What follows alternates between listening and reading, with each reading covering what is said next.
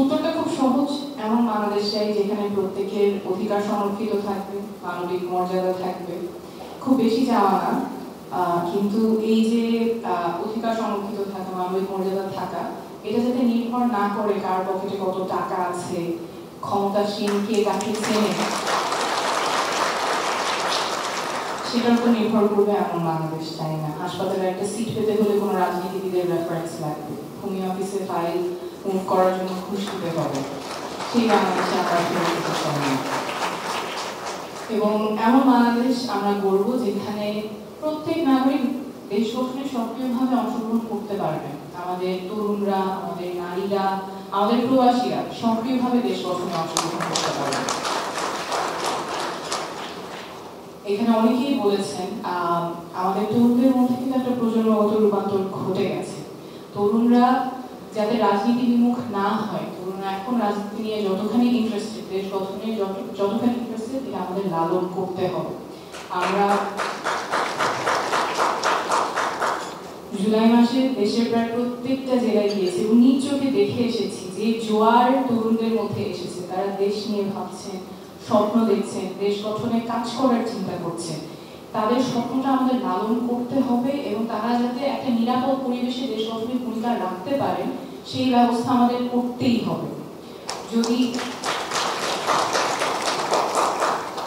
যদি আবারও তরুণদের স্বপ্ন ভঙ্গ হয়, তাদের যদি আবার আশাহত হতে হয়, বারবার রাস্তায় নামতে হয়, যেটা বলেছেন, আমার মনে হয় দেশ আবার একটা সংকটে পড়বে, সেই জায়গায় আমরা যেতে চাই না।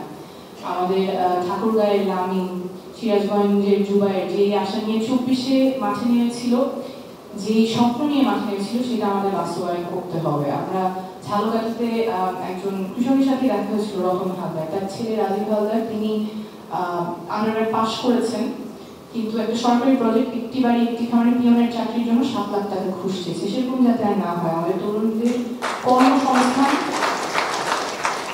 কর্মসংস্থান পেতে যাতে বেগ পেতে না হয়, আমরা যাতে তাদের প্রতি বিনিয়োগ করতে পারি, তাদের ক্যাপাসিটি বিল্ডিং এ বিনিয়োগ করতে পারি। এবং আমাদের তরুণরা তো কিছুতেই কম না, আমাদের তরুণরাই তো বাইরে গিয়ে টপ ইন্ডাস্ট্রিজে কাজ করছে, বাংলাদেশি তরুণরাই কাজ করছে। তাহলে why can't we do the same in Bangladesh?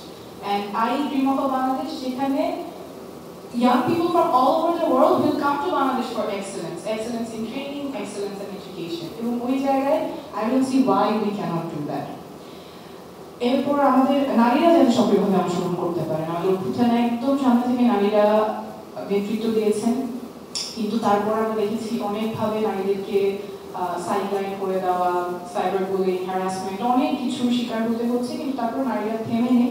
আমরা যদি নারীদেরকে অগ্রগতির যাত্রায় অংশগ্রহণ না করাতে পারি, তাহলে আমাদের অগ্রগতিটাই সাইডলাইন হয়ে যাবে। তো আমি স্বপ্ন দেখি আমার ব্রাহ্মণবাড়ির তিথি, রাজবাড়ির আফরিন, ওরা যখন চিন্তা করছেন দেশ গঠনে কাজ করতে চাই, রাজনীতিতে অংশগ্রহণ করতে চাই, সেখানে তার বাবা মায়ের চিন্তা করতে হবে না যে আমার মেয়েটা সেখানে নিরাপদ থাকবে কিনা। আমাদের নারীরা সক্রিয়ভাবে নিরাপদে দেশ গঠনে অংশগ্রহণ করতে পারবে এবং আমাদের প্রবাসীরা আমাদের দেশ গঠনে সক্রিয়ভাবে অংশগ্রহণ করতে পারবে। আমরা যখন পদযাত্রায় গিয়েছিলাম চুয়াডাঙ্গায়, শারমিন আপার ভাই, মুন্না ভাই, উনি সৌদি আরবে, উনি কষ্ট করে কামাই করে বাংলাদেশে টাকা পাঠান। উনিও যাতে দেশ গঠনে ওনার একটা ভয়েস থাকে, ওনার এলাকায় যখন নির্বাচন হচ্ছে, সেই এমপি নির্বাচনে যাতে তিনি ভোট দিতে পারেন, দেশ গঠনে যাতে প্রবাসীদের সাথে একটা যে দূরত্ব আছে বাংলাদেশে, সেই দূরত্বটা যাতে ঘোচে। এবং আজকে I think this is a very key moment যে জায়গায় diaspora is being included, and I hope আমরা এমন একটা বাংলাদেশে যেতে পারি যেখানে যারা দেশে আছেন, যারা প্রবাসে আছেন, সবাই মিলে আমরা এই যে বাংলাদেশ 2.0 স্বপ্ন দেখছি, যেখানে সবার অধিকার সংরক্ষিত থাকবে, মানবিক মর্যাদা থাকবে, সেই জায়গায় একসাথে কাজ করতে পারি। এবং এমন বাংলাদেশ আমরা গড়ব যেখানে মত পার্থক্য থাকবে, মত বিভেদ থাকবে, কিন্তু পূর্ণ রাজনীতিতে আমরা ফেরত যাব না, সহিংসতার রাজনীতিতে আমরা ফেরত যাব।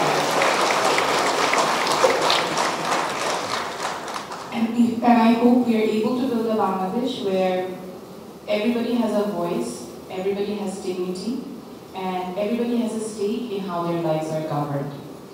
আমি যখন এই কথাগুলো বলি যে মানুষের অধিকার সংরক্ষিত থাকবে, সকলের অধিকার সংরক্ষিত থাকবে, মানবিক মর্যাদা নিশ্চিত হবে, আমাদের তরুণরা, নারীরা, প্রবাসীরা সকলে সক্রিয়ভাবে দেশ গঠনে অংশগ্রহণ করতে পারবে, এমন একটা বাংলাদেশ আমরা গড়ব। এই কথা বলার পর আমাকে বলেন যে এগুলো আসলে সম্ভব না, এগুলো বাস্তব কথা না, এগুলো হওয়ার মতো না। কিন্তু আমি আসলে দেখে এসেছি মানুষ এটার জন্য প্রস্তুত। আমরা জানি যে পথটা অনেক লম্বা, চ্যালেঞ্জ অনেক, কিন্তু মানুষ যখন জাগে তখন ইতিহাস বদলায় এবং আপনারা আমরা সবাই মিলে একসাথে এবার বাংলাদেশের জন্য ইতিহাসটা বদলায়।